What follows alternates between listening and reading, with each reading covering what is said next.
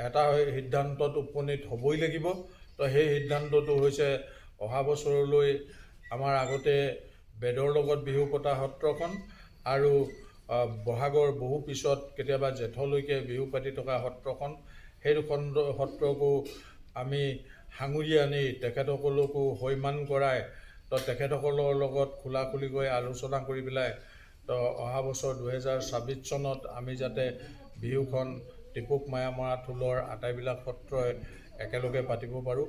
তো তাৰ বাবে আমি সিদ্ধান্ত ল'লোঁ আৰু এই সিদ্ধান্তখিনিৰ যোগেদি আশা ৰাখিম এই ক্ষুদ্ৰাতি ক্ষুদ্ৰ কিন্তু অতি পুৰণি জনগোষ্ঠী মৰাণ জাতিটোৰ এটা গঠনমুখী ক্ৰিয়া আৰম্ভ হ'ব আৰু এইটো হয়তো আমাৰ কাৰণে জাতিটোৰ কাৰণে আমাৰ বংশৰ কাৰণে মাইলৰ খুঁটি হ'ব।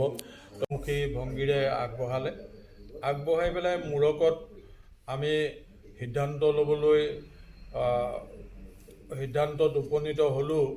তো সেই সিদ্ধান্তবিলাক হ'ল এই বছৰ আমি ইয়াতে গোট খোৱা সেই 12খন সত্ৰই বিহুখন প্ৰথম মঙলবাৰ বহাগৰ 15 এপ্ৰিল তাৰিখে উৰুকা লৈ পেলাই পাতিম।